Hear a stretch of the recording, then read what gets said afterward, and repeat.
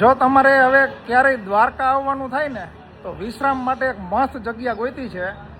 એટલે તમે દ્વારકાથી 5 કિલોમીટર પહેલાં આવી જાય અને મેઇન હાઈવે ઉપર, જો આ છે ને મેઇન હાઈવે છે દ્વારકાનો, મેઇન રોડ ઉપર તમારે ખાલી ગૂગલમાં એટલું જ લખવાનું પ્રણામી આશ્રમ દ્વારકા, એટલે તમને લોકેશન આવી જશે. આ છે ને આશ્રમ કેવો છે ને એ બતાવું. આ ચોખાઈ જુઓ, તમારી ઘરે કદાચ છે ને થોડું કંઈ ચોખાઈ ઓછી હશે ને તો હાલશે, બાકી અહીંયા છે ને સ્ટ્રીક તમારે જે કંઈ વાપરો એ બધી છૂટ અને ચોખાઈ પૂરેપૂરી કરવાની. એટલે અમે છે ને સવારે 4 વાગે પહોંચ્યા હતા. અહીંયા એવું કોઈ બંધન નથી રાતના ક્યારે પહોંચો. આ બધી જગ્યા છે ને તમારી. આમાં કોઈ તમે આ પ્રણામી ભલે રહ્યો આશ્રમ, પણ તમે પ્રણામી ધર્મ પાળતા હોય એવું કોઈ જરૂરી નથી. સનાતન ધર્મના કોઈ પણ વ્યક્તિ આવે, બરાબર. અહીંયા છે ને ગોપાલભાઈ છે, હું તમને નજીકથી પરિચય કરાવું. આ છે ને ગોપાલભાઈ છે, અહીંયાની સેવા કરે છે, અને આ એમના પત્ની, બરાબર, એ કપલ અહીંયા સેવા કરે છે.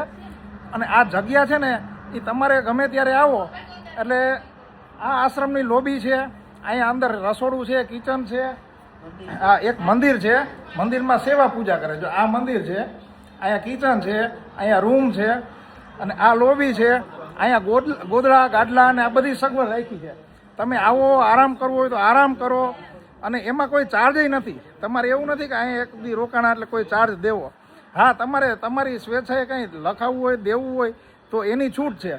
ખાસ તો છે ને અહીંયા 36 વીઘા જમીન છે. જો આ આખું જગ્યા છે ને આ આશ્રમની, એના સિવાયની 36 વીઘા જમીન.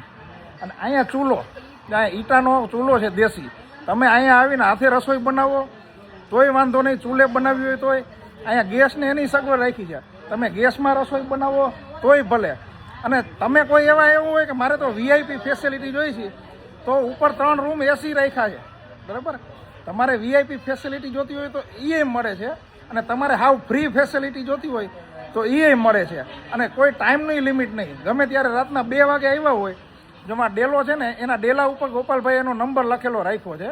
તમે રાતના 2 વાગે આવીને ફોન કરો ને તો એ ફોન ઉપડી જાય અને તમારી સગવડ થઈ જાય. પણ કરવાનું તમારે બધું હાથે, બરાબર. એટલે આ છે ને આશ્રમ, એ તમે ક્યારેય આવો તો અગાઉ ફોન કરજો ગોપાલભાઈને, કેમ કે બીજા લોકો છે જો અગાઉથી તમારી પહેલાં આવી ગયા હોય અને તમને જગ્યા કદાચ રહેવાની ન મળે તોય આમ તો છૂટ જ છે, ના તો પાડશે જ નહીં. પણ માનો કે રૂમમાં ન હોય તો લોબીમાં, અને લોબીમાં ન હોય તો આટલું મોટું ખેતર તો છે જ, જ્યાં સુધીની ગાડલા ગોદડાની સગવડ હશે ને એ બધી તમને આપશે. એના સિવાય નાસ્તો કરવો હોય, ચા પાણી બનાવવા હોય, કે તમે કંઈ વસ્તુ લેવા ભેળ બનાવવી હોય તો આવડું મોટું ખેતર પડ્યું 36 વીઘાનું.